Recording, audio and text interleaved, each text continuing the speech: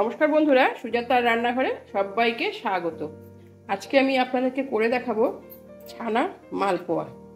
এই যে আমি আগে থেকে বাড়িতে ছানা কেটে রেখে দিয়েছি, আর তো এই ছানাটা দিয়ে আমি আজকে আপনাদের মালপোয়া করে দেখাবো।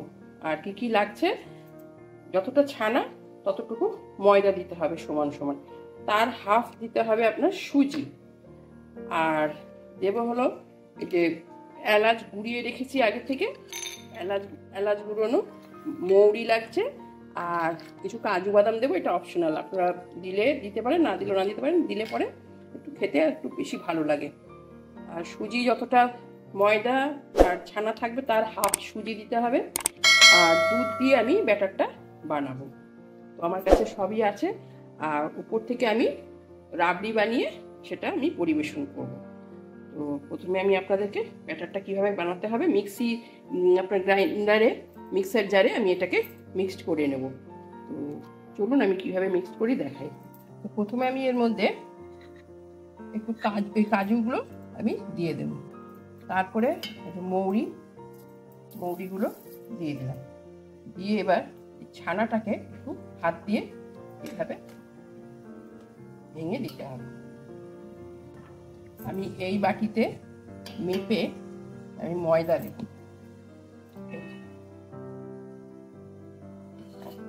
এক বাটি, কাঁচের বাটি এক বাটি ময়দা দিলাম, আর হাফ বাটি দেব।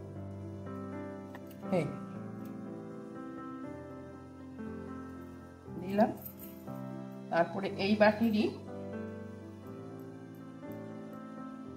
একদম হাফ সুজি মিশিয়ে দিলাম। এবার এটার মধ্যে আমি অল্প হালকা চিনি দেব।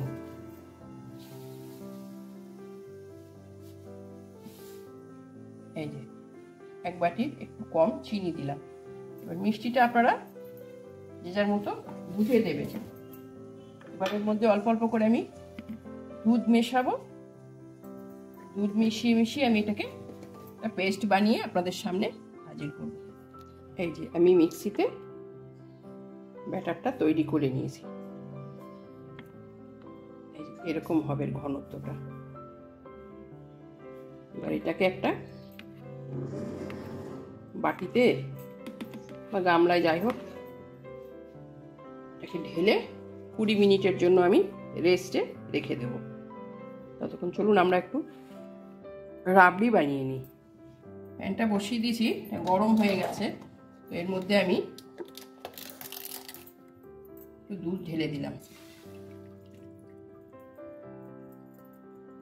ঢেলে দিয়ে ফ্লেমটা হাই করে দিলাম। হাই করে দিয়ে এর মধ্যে আমি এই যে আগে থেকে গুঁড়িয়ে রেখেছিলাম এলাচ, সেটা আমি একটু এর মধ্যে ছড়িয়ে দিলাম, সুগন্ধ হবে। এর মধ্যে গোলাপ জলও দেওয়া যায়, ভালো লাগে, তবে যার যেটা ফ্লেভার পছন্দ। আমি এর মধ্যে গুঁড়ো দুধ দিয়ে দিলাম। গুঁড়ো দুধটা দিলে কি হয়, একটু তাড়াতাড়িও হয়, আর গন্ধটাও বেশ ভালো হয়। রাবড়ির যে এটা গন্ধটা ভালো হয়, ঘনত্ব তাড়াতাড়ি হয়ে যায়।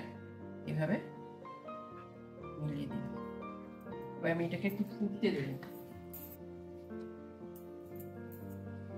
এই যে হাফ বাটি, আমি ছোট বাটির হাফ বাটি চিনি দিয়ে দিলাম।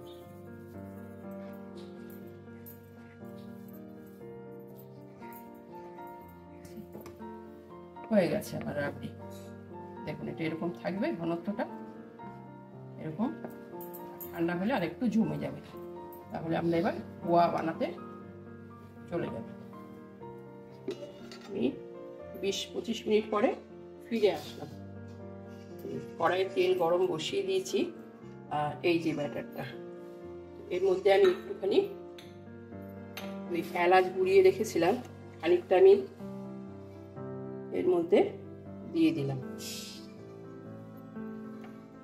আর খানিকটা দিয়েছি, অল্প একটু দিয়েছি হলো রাবড়ির মধ্যে। এর মধ্যে মৌরি আছে, তো এর মধ্যে বেশি দিতে লাগবে না। হয়ে গেল। এবার এটা এইভাবে। যদি বেশি ঘন হয় তাহলে একটু জল মিশিয়ে নেবেন। আমার এটা একদম পারফেক্ট আছে।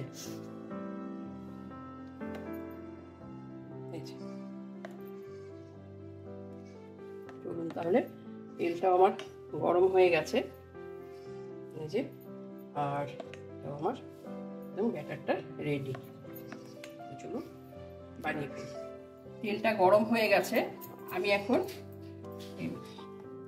ছানার এই মালপোয়াটার আমি ব্যাটারটা খুব ভালো করে ওপর নিচ করে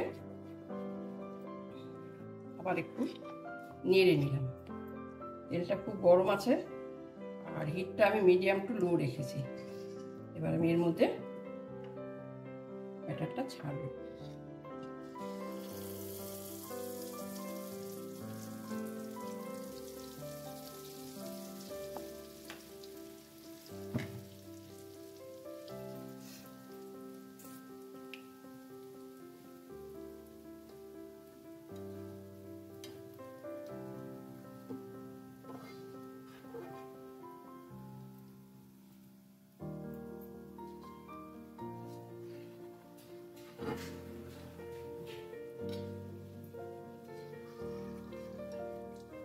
এইভাবে নাড়তে হবে।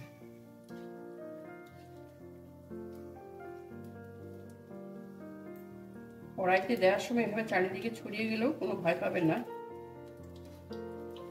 এভাবে উঠে দেখুন কতটা ফোলা সুন্দর হয়েছে।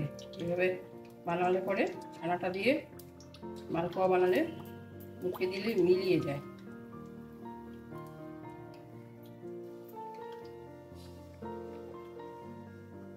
হিটটা বেশি দেবেন না, হিটটা বেশি দিলে পুড়ে যাওয়ার চান্স থাকে। হিটটা সবসময় তেলটা গরম করে নিয়ে মিডিয়াম টু লো করে। হয়ে গেছে তেলটা। আবার আরেকটা আপনাদের করে দেখাচ্ছি।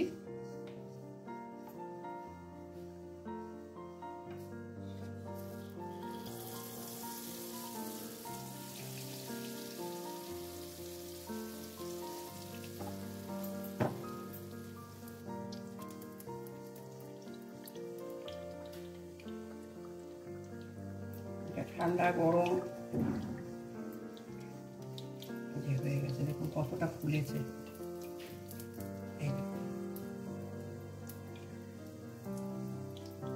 আমি এইভাবে ভেজে নিয়ে আমি আপনাদের সামনে পরিবেশন করব। আবার ফিরে আসছি। এবার আমি এটাকে পরিবেশন করব যে আগে থেকে বানিয়ে রাখা যে রাবড়ি। এইভাবে রাবড়ি দিলাম।